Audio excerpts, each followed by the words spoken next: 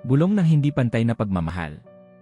Sa apat na sulok ng dingding, may mga kaganapang tila ordinaryo sa karamihan, ngunit sa mga nakararanas nito, traumatiko, masakit, at mahirap limutin.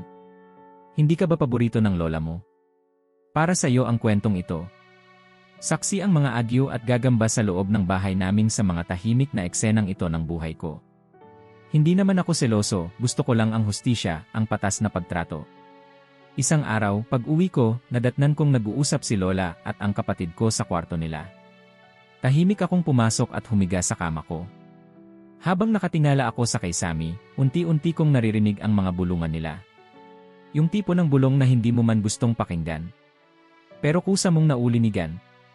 Sabi ko sa sarili ko, may sikreto na naman sila. Ang pinag-uusapan nila ay kulang daw kami sa suporta sa pag-aaral. Si tatay, hindi nagbibigay ng sustento kay nanay, at ang hirap ng buhay mga luma na pero totoo pa ring kwento sa bahay namin. Galing daw sina lola at lolo mula Maynila, kinuha ang pensyon ni lolo. Wala naman akong pake sa pera nila, basta masaya sila.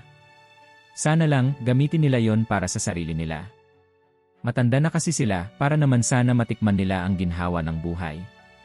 May mga magulang pa naman kami, pero si tatay, kung wala lang siyang bisyo, na linggo-linggoy nasa beer house, hindi na sana kailangan nila lola't lolo pang makibahagi sa gastusin sa bahay. At si nanay, para lang kami makaraos ay nangangatulong. Habang nakikinig ako, malinaw kong narinig ang tinig ni lola. Ito ang 10,000. Huwag mong sasabihin sa kuya mong panganay, sabi niya sa malakas na bulong.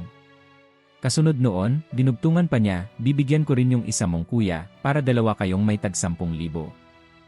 Naalala ko tuloy nung mga panahon na yon, tinanong ako ni lolo, kasi di naman ako pala hingi, bibigyan daw niya ako ng 500, pero ang sabat naman ni lola ay 200 lang ay sapat na sa akin. Hindi naman ito tungkol sa pera. Ang masakit ay yung pakiramdam na iba ang turing sayo. 3 kaming magkakapatid, pero parang mas mababa ang halaga ko sa mata ng mga taong inaasahan kong magmamahal ng pantay. Sa 4 na sulok ng dingding na yon, natutunan kong manahimik na lang. Pero sa loob-loob ko, nangako akong hindi ko ipaparamdam sa magiging anak ko o apo ko ang ganitong klaseng sakit. At nito ngang huling beses na nagkita kami ni Lola, binulungan niya ako. Bigyan mo ako ng pera bayad sa pinampaaral ko sa inyo noon. Parang may humiwa sa puso ko. Sa kabila ng lahat ng mga bulong, ng paboritismo, ng tahimik na sakit, ako pa rin ang siningil. Minsan, ang pinakamasakit na bulong ay yung galing sa taong dapat unang nagparamdam ng pantay na pagmamahal. Moral lesson. Ang pagkiling o favoritismo sa loob ng pamilya ay tila maliit na bagay, ngunit ito'y nag-iwan ng malalim na sugat sa puso ng mga batang lumaki sa di pantay na pagmamahal. Ang tunay na pagmamahal ay hindi nasusukat sa halaga ng pera, kundi sa pantay na pagtrato, pag-unawa, at pagkalinga sa bawat isa.